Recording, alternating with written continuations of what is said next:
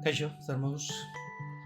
Bazen egitera, zuek beste datu batzukin egin beharko dizuelako grafika bikoitza bat, bai? Kasu honetan dakagu prezioen evoluzioa, petrolioarena, 2001-etik 2022 arte. Bi zutabe ikusten ditugu, hiru, bat urtea da, aipatu dut, bestea prezioarena, urte hasierakoa behintzat, eta aldaketa, urtez urte zenbat aldatzen digoa. Kasu honetan, 1,7 gora egiten du aurreko urtetik. 7 aurreko urtetik. Alderantziz jetxiera dago aurreko urtetik. Ados, eta horrela atzera egiten du. Grafiketan, hau adierazteko eta grafika bat egitea interesgarria izan daiteke, datu hauek nolabait edo modu ikusgarriago batean ikusteko eta analizatu alizateko, aztertu alizateko, oso ohikoa da gure gizartean horrelako analisiak egitea eta ikasi egin behar da egiten. Errexena alderdi teknikoa, bai? Nola egiten dugu hau Googleko programa honekin, sartzen dira txertatze hortan, diagrama aukeratzen dugu, eta berak proposatzen dugu diagrama. Ez dago gaizki, baina guk hobetu nahiko dugu. Zergatik batez ere, hemen erreferentzia, zutabe hontan daudelako erreferentziatuak bi datu mota hauek. Kasu hontan ez dago desberdintasun ikaragarririk. Hemen 50, 100kotan jartzen gera, kasu hontan gehien agertzen da 17 bat, orduan ez da erraixa konparatzea bat eta beste. Eta bestetik, hemen eskala hontan guk exageratu egiten baldin badugu, beti ere agertuta, mesedez eskendu eskala ez da bestela daturik gabe ez du zentzurik grafika batek. Eskala hau pixkat exageratzen baldin badugu, exageratzea esan nahi adibidez, hurbiltzea, ez jarri 0-tik 125-era, baizik eta hurbiltzea hemen agertzen diren datu minimo eta maksimora, txikiena ustete 9,8 eta altuena 91 izango dela, nolabait edo ikusiko dugu aldaketak modu errazago batean, exageratuago batean eta aztertzeko errazago egingo zait. Nola egin hau? Aukeratzen, eta ikusi dezu aukeratu dela bikoitza ematen ezkerreko zutabetxo hau, behan, ardaz vertikala deitzen da, behan agertzen da minimo eta maksimoa diren gutxieneko eta gehienezko balio. Ben jarriko dugu adibidez 15, eta bestean jarriko dugu 95 adibidez, ez pasa egiten zaigu ze baten batek badu gehiago, barkatu. 115 dakago hemen, jarriko dugu 120 adibidez. Ikusten duzue exageratuago agertzen dela. Arazoa, bestea desagertu egiten zaigula, zergatik, hemen 20ra ez da bakarra iristen da hemen punta honetan. Ados? Nola egiten dugu, sartuko dugu barkatu, beste ardaz bat hemen eskubia, erreferentzia egiteko 100kotan dagoen aldaketa. Nola egiten dugu hori, ardatz vertikal hori aukeratu esakegu kasu honetan hemen dakagula, edo bestela pertsonalizatu eta serieak agertzen den hortan biak ditugu, prezioa eta 100kotan aukeratzen dugu bigarrena, geisten dira bera,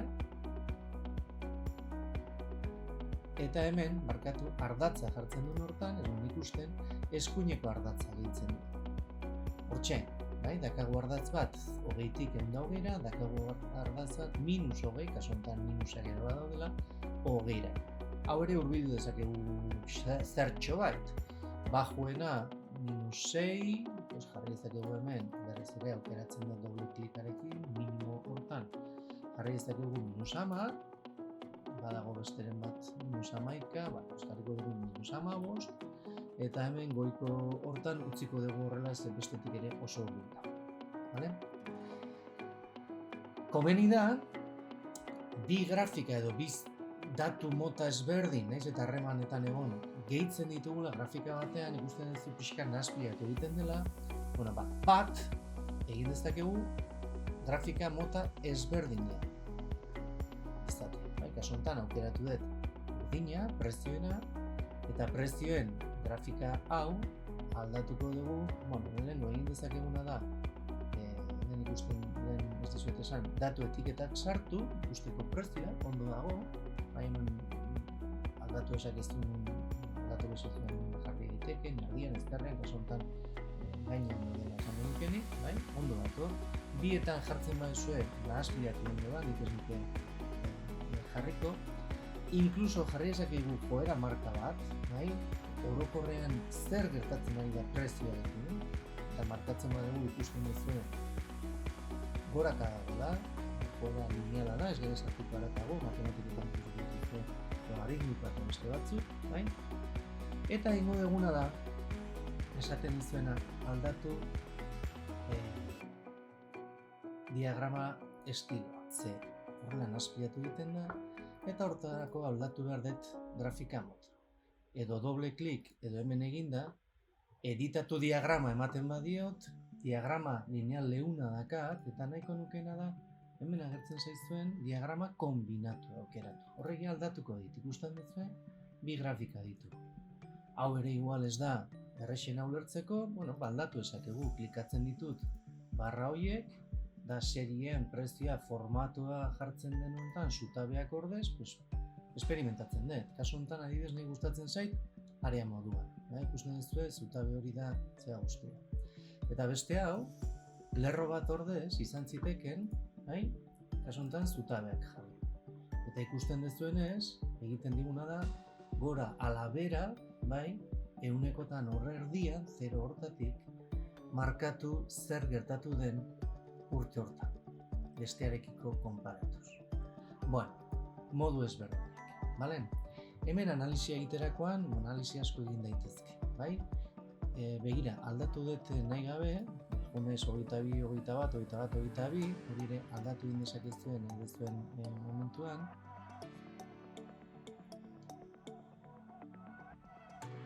Alderantzizkatuz, hemen aldatzen ordena hartzen dut. Horrela, hobetu ikusten. Gatoz 2001-etik nahiko merkea ez den, edo oso merkea ez den Brent barrilaren prezio hortatik, historikoa ikusi beharko nuke, aurretikoa, ez deneko ez 20 urtetan, eta 50 urtetan adibidez, datu bideo izateko, baina garbi dago 2000-etik aurrera, igoera sakona eta luzea egon dela. Begiratu nun gauden momentu honetan. Naiz eta egon diren bi momentu importante, berakada ikaragarriak egon direna.